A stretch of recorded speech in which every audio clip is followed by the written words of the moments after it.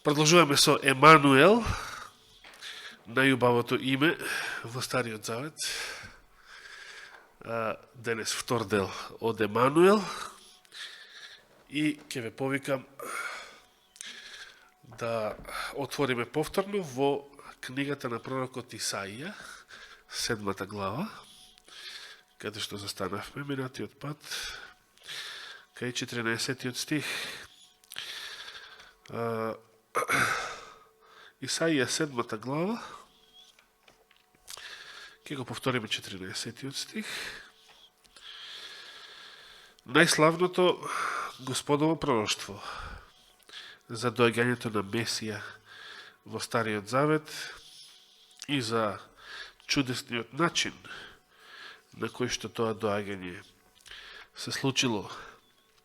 Значи, на неверниот Ахаз, јудејскиот крал, самиот Господ му дава знак. Затоа самиот Господ ќе ви даде доказ, вели овој превод, тоа се зборовите на Исаија, значи, девица ќе зачне и ќе роди син, и ќе му го дадат името Емануел. Рековме, апостол Матеј ги цитира овие зборови во своето Евангелие и малку ги дообјаснува. Значи, ги применува на Христа, кога навистина девица го родила во Витлеем. Невина млада девојка. Велат дека имала 16 години. Многу млада била. Кога го родила Христа. И тоа го прочитав деновиве, кога беше празникот на Богородица, дека наводно и растела во храмот, уште од многу млада возраст, бидејќи како мала, како дете ги загубила двата родитела. Значи, па била прибрана наводно од пророчицата Ана, за која што во Библијата читаме дека во храмот, постојано била во храмот дење и ноќе пророчицата Ана, и наводно тука растела Марија заедно со неа до времето кога зачнала од Светиот Дух за да го роди Спасителот на светот. Да продолжиме со толкувањето што го дава Матеј. Вели, бидејќи го применува ова пророштво 14 стих во Исаија 7 глава, го применува на Христа, го цитира и не завршува кај кога што завршува Исаија со името Емануел, туку објаснува и вели што значи. Матеј објаснува Емануел, ќе му го дадат името Емануел, што значи Бог со нас, или бидејќи Ел, Бог е на крајот од името, со нас Бог. Значи, кој е тој што оваа девица ќе го роди? Кој е тој? Самиот Бог.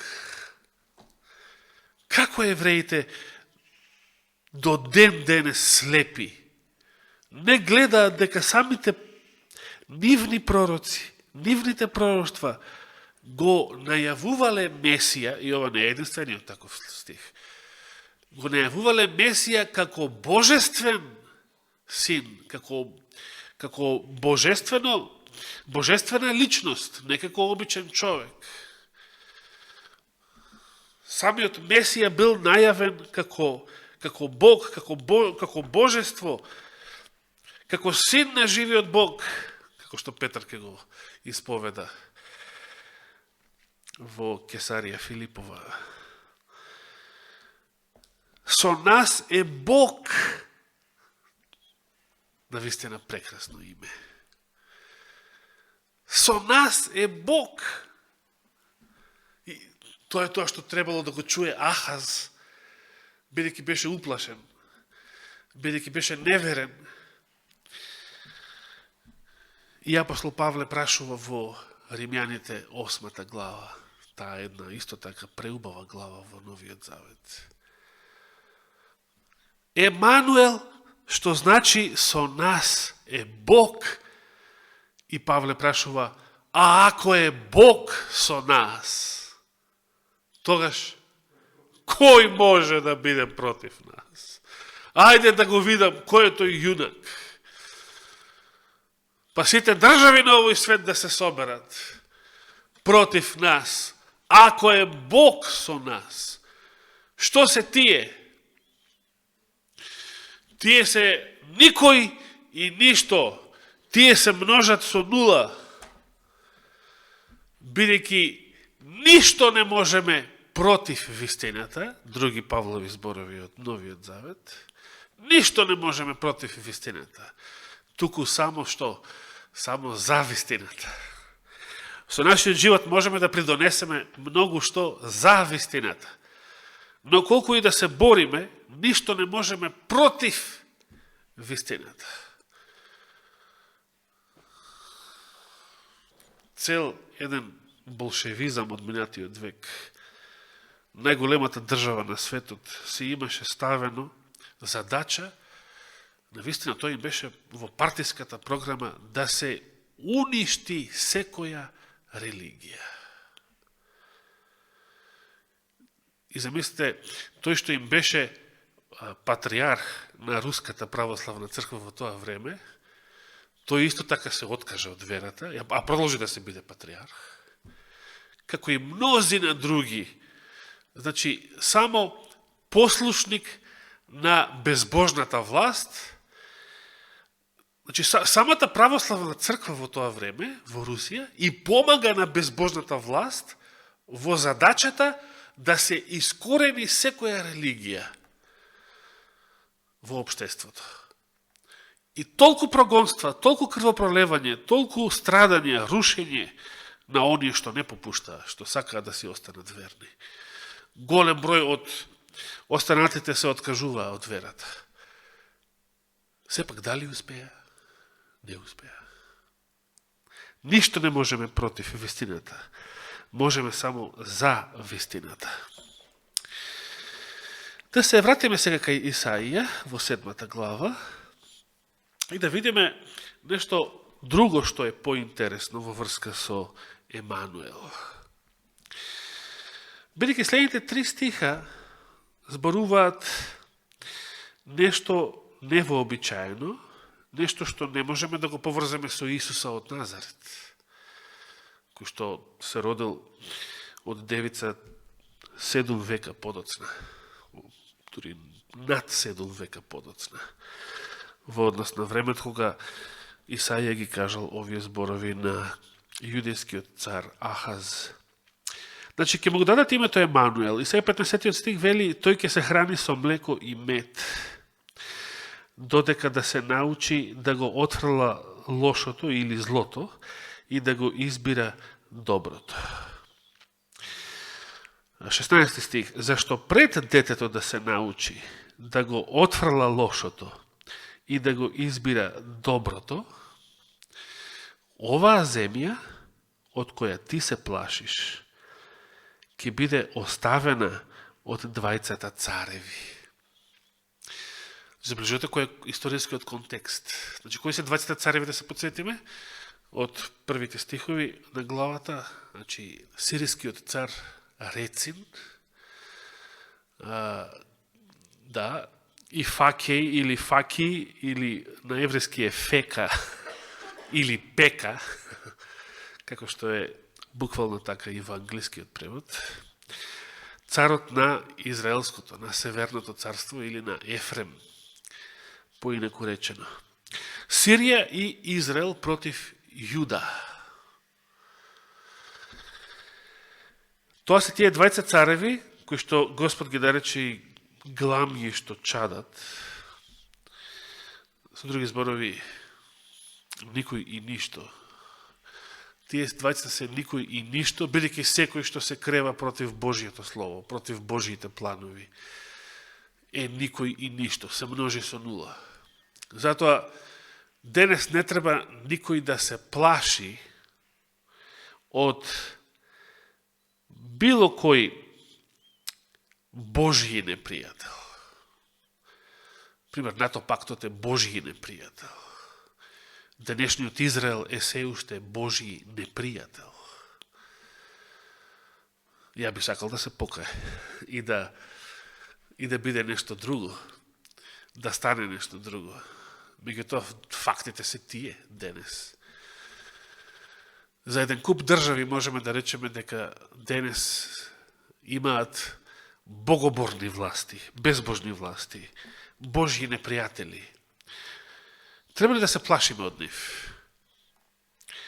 Не, затоа што сите тие се глами што чадат, со други зборови, самиот факт што некој застанува на поразената страна, не на победничката страна, на Христовата, туку на поразената страна и се бори против Господа, множете го слободно, тој е веќе помножен со нула.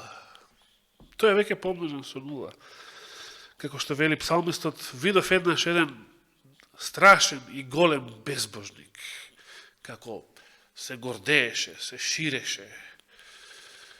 Но по некој време, по известно време, го побарав и не го најдов, го снема. Пропадна. Ги снема. Каде е денес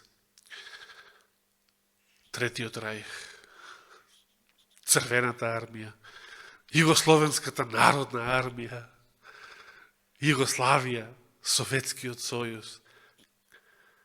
Се сеќавам како дете, на времето тоа беа големи сили. Кај се денеска? Каде е тоа? Што гледаме денес наоколу? Ги снема. Кој год да се крене против Господа, против неговите планови, против неговото слово, против верата, го снемува. Го снемува. Ке го снема. Ке изгори, ке догори таа гламија. Ке ја снема. 17 стих. Но Господ ке испрати врз тебе, значи Ахазе, и врз народот твој, и врз домот на татко ти, такви денови, какви што не доаѓале, откако Ефрем се оддели од Јуда. И ова е тоа страшното. Ке го испрати асирскиот цар.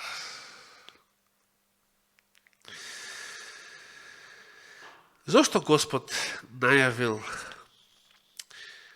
една ваква голема неволја?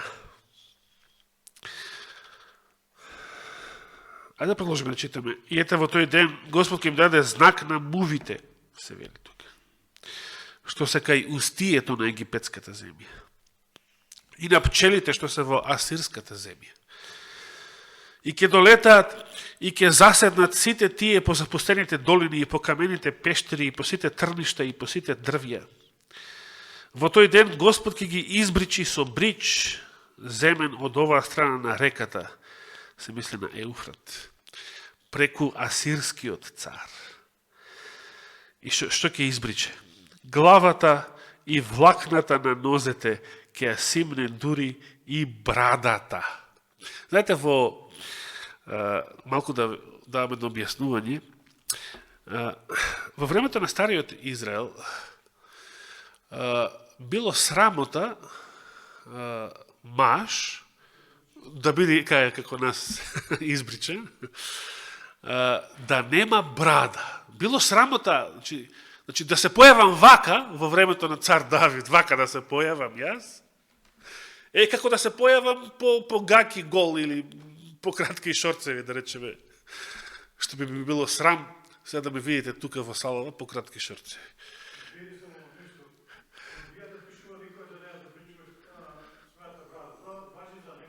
Ке објаснам. Ке ти објаснам приватно. Да не бегаме од темата.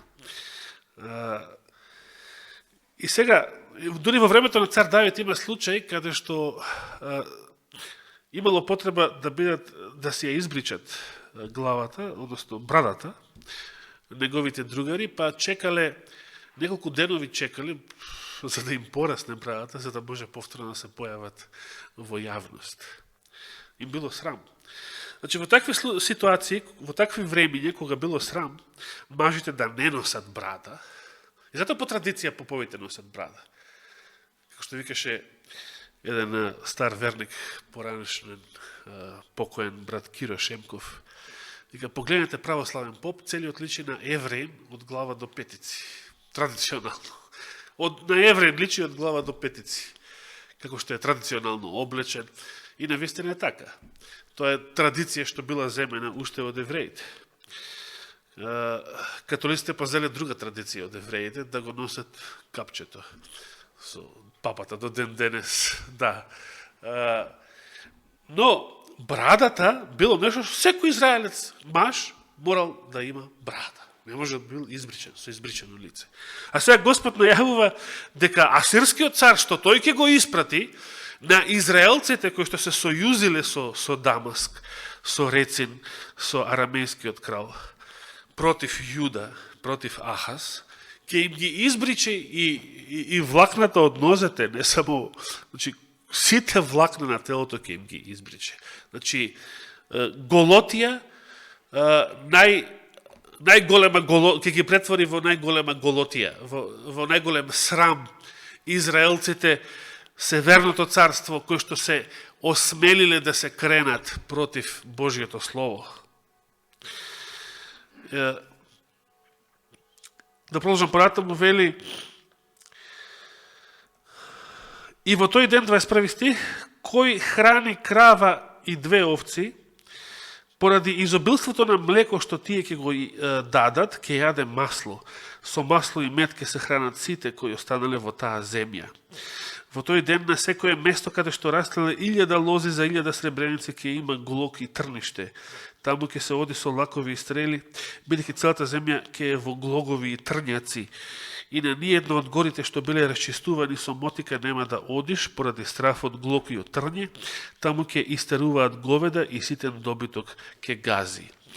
Со други зборови, Господ преку Исаија на Ахаз му најавува едно време, кое што веднаш, значи следните 2-3 години, како што прочитавме, едно време во кое што Господ ќе го испрати асирскиот цар, за да го казни северното, Израелското царство, а Асирија во тоа време била страф и трепет. Од сите големи светски империи што постоеле, асирците се доживеани како најстрашни. Значи, може да речеме пострашни од Отоманската империја, од турско робство, од било која, од Римската империја, од било која. Зошто? Зато што се вели во историјата дека асирците не оставале воени заробеници. Кога војувале во некоја битка, ги убивале до последен човек, своите противници, своите непријатели, ги убивале до последен човек. Едноставно, никој не преживувал. Иако се предадеш, ке те убијат. Никој не преживувал. Биле како една машина што меле. Ги меле своите непријатели. Страф и трепет. Не е случајно Господ го во ова пророштво го употребува зборот брич. И Израел навистина бил казнет. Само навистина 2-3 години подоцна, 722 пред Христа. Асирија го напаѓа и го освојува и Сирија, и Дамаск, и Рецин, и Израелското царство. Овие две глами исто чаделе, што се дрзнале да се кренат против Божиото Слово и против Ерусалим во Јудеја. И истовремено пророкот најавува дека во Јужното кралство, во Јудеја, ќе има благосостојба. Се споменувам, значи, мед, млеко, масло, се најавува една благосостојба. Значи, додека Господ го казнува Северното царство со асирскиот цар, со асирската инвазија, во Јудеја, во Јуда, јудејците ќе живеат, не само што ќе бидат безбедни, туку ќе живеат во благосостојба, економска благосостојба. Изобилие на храна, на масло, на мед, на млеко и така натаму. за жал, овој дел од пророштвото не се исполнил. Бидејќи да се вратиме кај Емануел. Кога требало да се случи сето тоа? Значи, кога детето Емануел ќе дојде до возраст да може да го разликува доброто и лошото, значи возраст во кој што е веќе свесно за тоа што е добро или што е лошо, до тогаш самото дете, како и другите деца во Јудеја, ќе се хранат со мед и млеко. Така вели, нели? Така прочитавме. И кога ќе порасне доволно за да може да разликува добро од лошо, тогаш што? Земјата од која што ти се плашиш ќе биде оставена од овие двајца цареви. Тогаш ќе дојде асирскиот цар и ќе им ја расплаче мајката, со други зборови. Што заклучуваме од тука? Господ на Ахаз не му дал пророштво кое што вели, знаеш, Ахазе, после 700 години девица ќе зачне и ќе го роди Месија, Божиот син, спасителот на светот. Не. Тоа што му било кажано на Ахаз е дека Господ планирал сега да го направи тоа, во негово време да го направи тоа. Господ планирал во негово време да го испрати, во времето на Ахаз, во времето на Исаија, да го испрати својот син во Јудеја, во Ерусалим, кај својот народ. Тогаш девица, која би била тогашната девица, тоа, бидејќи тогаш не се исполнило тоа, тоа е, значи, 700, овие зборови се кажуваат некаде 725 година пред Христа, во времето, значи, на Сирија, како голема светска сила во тоа време, и во времето кога пророкот Исаија бил млад, некаде 20 кусур години, а и јудејскиот крал Ахаз бил тука некаде 20 кусур години, млад крал.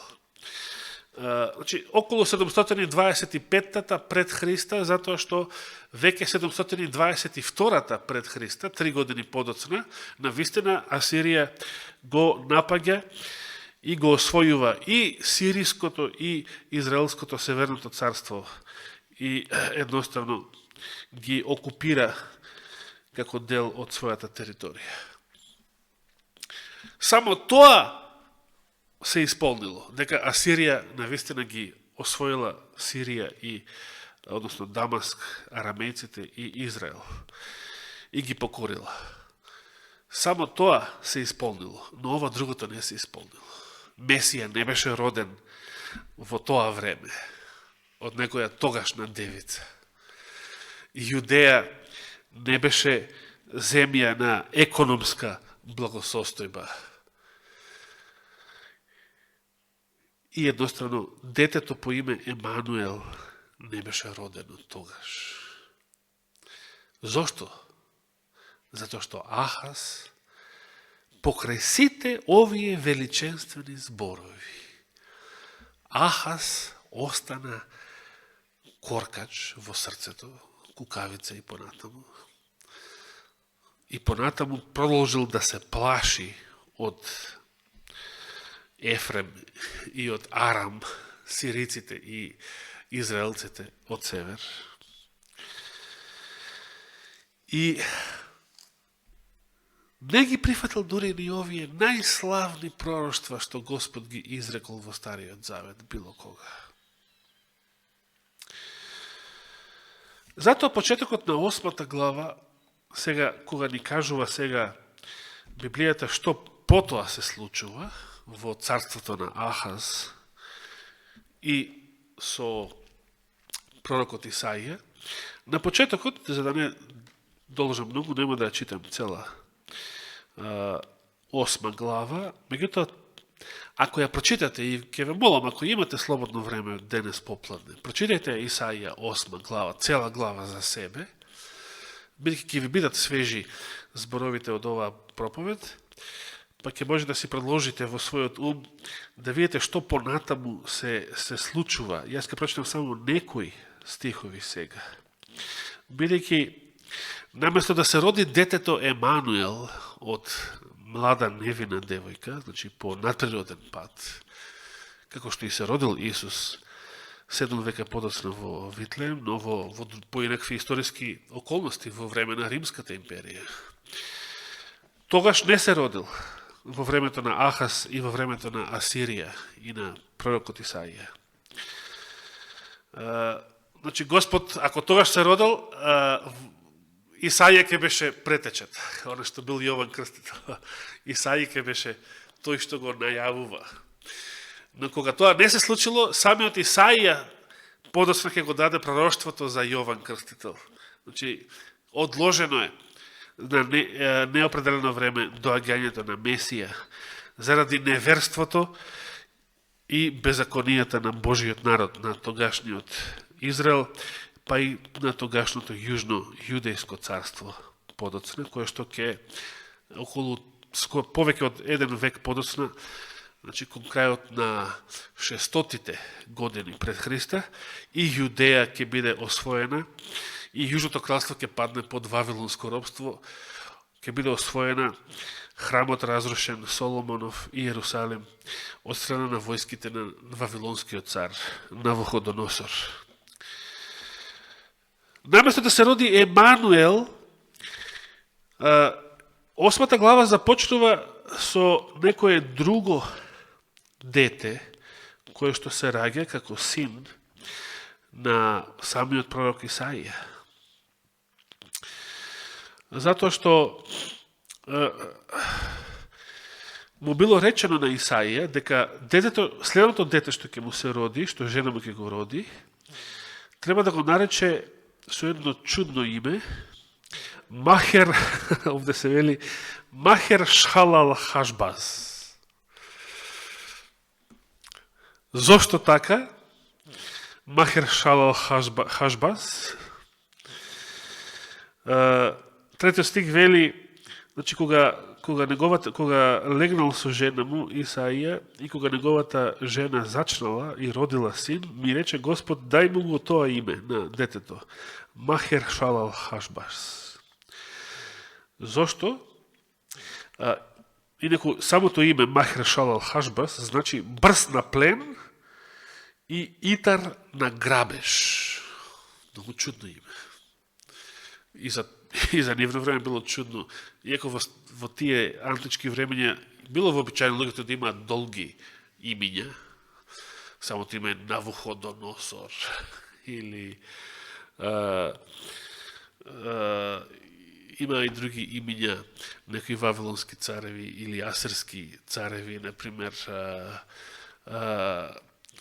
Сенахирим, например Тиглат Пилезер, кои други имиња од тие времења. Иако луѓето имале долги имиња, сепак ова било предолго и многу невообичаено со вакво значење. Му се раѓа син на пророкот и да му даде вакво име. Зошто? 4 стих од 8 глава вели, зашто пред да се научи детето да изговара тате или мамо, богатството на Дамаск и пленот самаријански ќе бидат однесени од асирскиот цар.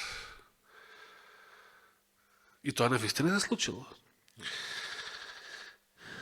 И продолжуваше да ми зборува Господ и рече, штом овој народ ги занемарува водите на Силоам, Силоамската бања во Јерусалим, која што постоела уште во времето на Исаија, таа иста бања каде што Исус ќе го испрати слепородениот, чии што очи во Јован 9 глава ги намачкал со кал, ќе го испрати во таа Силоамска бања да се измие, и кога ќе се измие со незината вода, дури тогаш прогледал слепородениот и бил исцелен од своето слепило. Но во времето на Исаија и на Ахаз, ерусалимците, Господ вели, ги презирале водите на Силоам. Значи, таа исцелителна бања, каде што се пројавувала Господовата благодат, значи, била доживувана како света вода во Ерусалим, Силоамската бања, како посебно свето место за исцелување.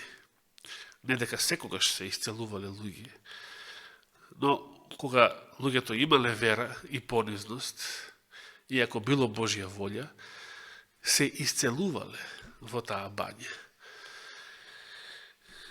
Во превод, луѓето значи, Силоам, кога се споменува во 6 стих, сака да каже Господ, луѓето ја презираат Божјата благодат. Во времето кога ерусалимците ја презираат Божјата благодат. И што друго правеле? А се восхитува на Рецин и на синот Ремалиев. Видите колку било длабоко неверството. Како денес, НАТО пактот ги напаѓа тукашниве малумници 2001 година, НАТО пактот ве напаѓа, ви врши агресија и вие му се восхитувате. Толкави коркачи, толкави, што да кажам, тогаш кога некој е силен, дури и кога ми врши зло, прави штета на мојот народ и на мојата земја, јас ќе му се восхитувам затоа што тој е сега силен. Кога друг пат некој друг ќе биде силен утре за утре, ќе му се восхитувам на тој силник. Мизерија.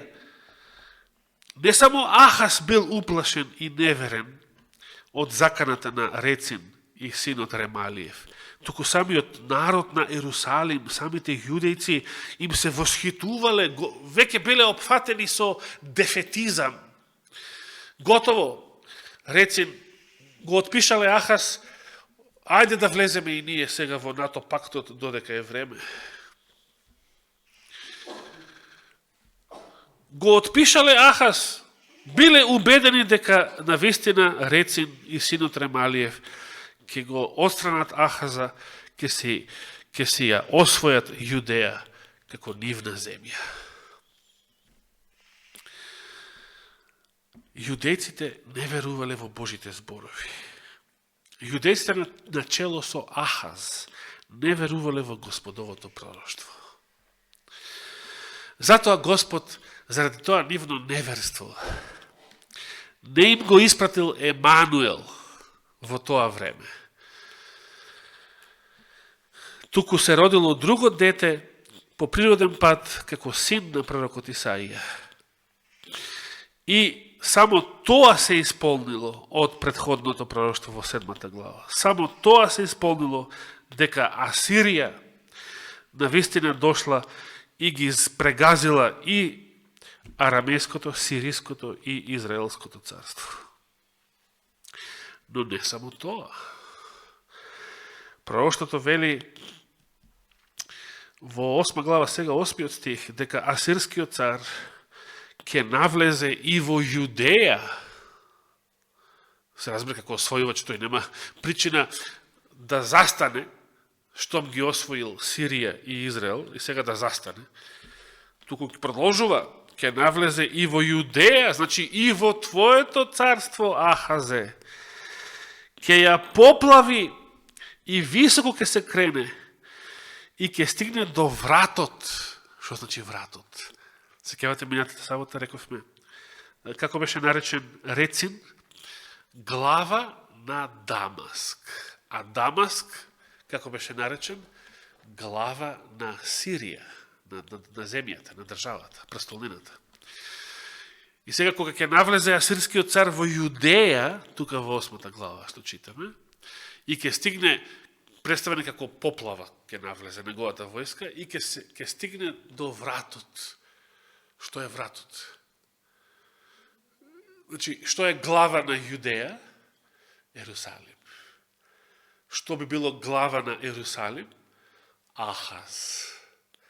Ке дојде до вратот, значи, самата асирска војска ќе дојде пред зидините на Ерусалим. Самата асирска војска ќе го опседне Ерусалим. И тоа се случило подоцна. Но тогаш беше цар во Јудеја Језекија, Исаија се уште е пророк, во постари години. И тогаш Господ направи големо чудо заради верноста на царот Езекија. го одбрани Ерусалим, кога еден Божи ангел во една ноќ убил 185.000 асирски војници.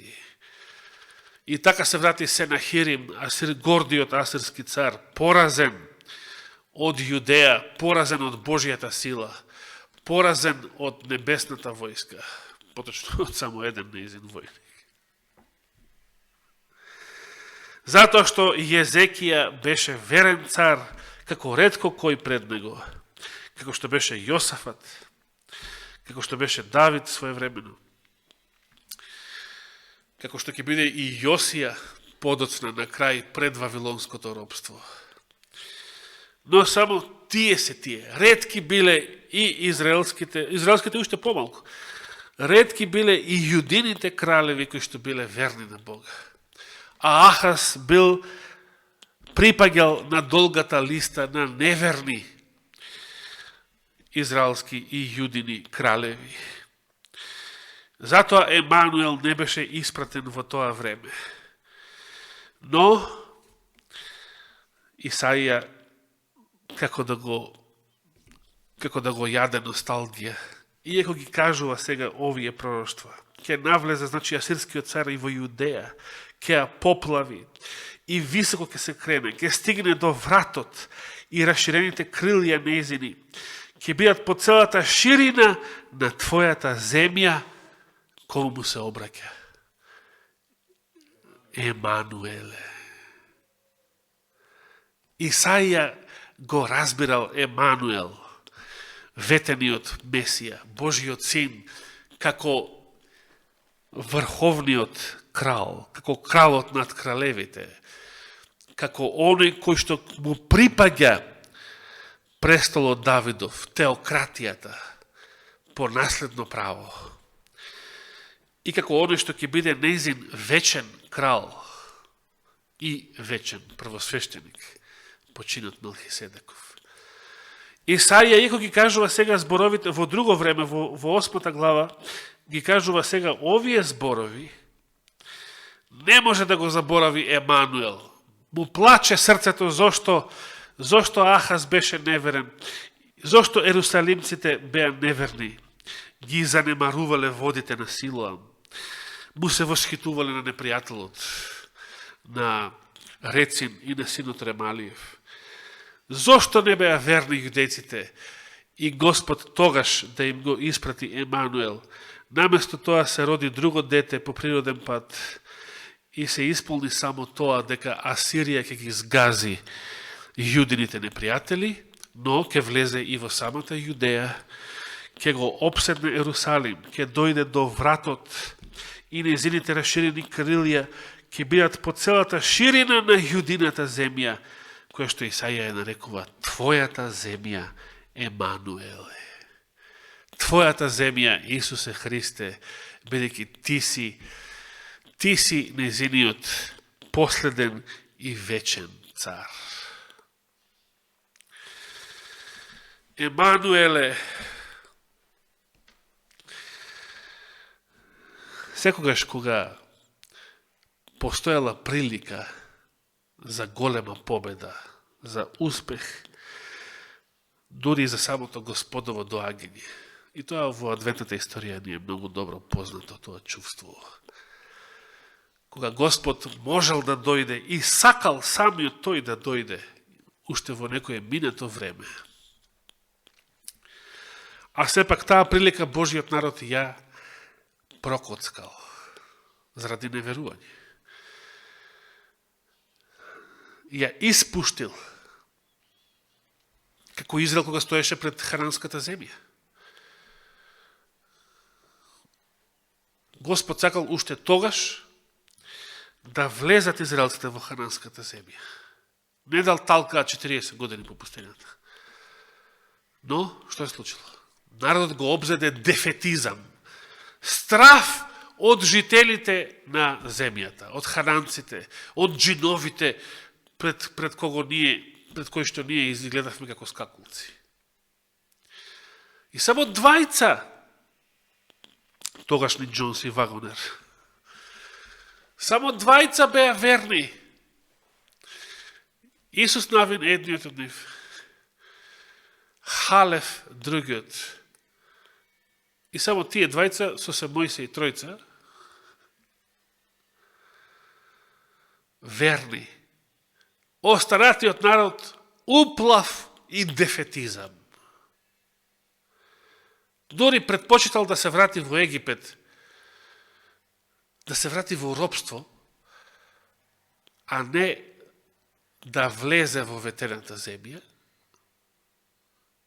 бидејќи има уплав од тие джинови, од тие жители на земјата, бидејќи ќе загине, ќе умре од нив. И Израел ја пропушти таа шанса. Заради своето неверување не влегува тогаш во ветената земја. Заради нешто неверување Господ не дојде уште во 19. век, како што сакаше. И тоа два пати тогаш, во 19. век. И беше проречено дека во 1903 година беше проречено дека ќе останеме уште многу години во овој свет. Им рече духот на пророштво на адвентистите тогаш. Заради нешто неверување, што ја пропуштија тогашната прилика, тогаш да го заврши Господ своето дело. Ќе останеме уште многу години во овој свет. Не кажа колку, ама ете, од 1903 до сега имаме колку? 116 години. Тие многу години што тогаш ги кажеле на Вајд, се 116 години до денес. И уште колку, до кога, Господи? Да го поставиме уште еднаш тоа прашање. Не знаеме, и не е наше да знаеме, но едно сме сигурни, дека овој свет сам по себе не може да трае долго. Сам по себе не може да трае долго. Последните големи знаци за Христовото доаѓање, изедначувањето на христијанскиот свет со Содом и Гомор. Па каква иднина може да има светот со содомизација? Светот секојаш имал иднина кога луѓето се раѓале, растеле и живееле во нормални, традиционални семејства. Само така има нови поколенија и гаранција дека светот може да продолжува понатаму, со векови понатаму. Сега, кога е уништено традиционалното семејство, каква иднина може да има светот? Се само муслиманите имат иднина се уште. Ако продолжи овој свет, уште еднаш ќе речем, ако продолжи овој свет за 100 години, нема да постојат ниту комунисти, ниту анархисти, ниту демократи, ниту ЛГБТ. Сето тоа ќе биде под муслимански меч, заклано, пронижено. Ако постои овој свет уште 100 години, Западна Европа и цела Северна Америка ќе бидат муслимански земји. Тоа е природен закон. Но слава на Бога што овој свет нема да постои до тогаш. Цврсто веруваме дека живееме во времето на последните знаци кои што го најавуваат второто Христово доаѓање. И тоа може, сосема е може да се случи во наше време. Да даде Господ да се случи во наше време. Да даде Господ да го дочекаме, дури ако починеме пред тоа, да воскреснеме кога тој ќе дојде во првото воскресение. Да бидеме верни, бидејќи од ништо нема што да се плашиме, освен ако заборавиме како Господ не водеше во минатото. Нека му е фала и слава вечно. Амин.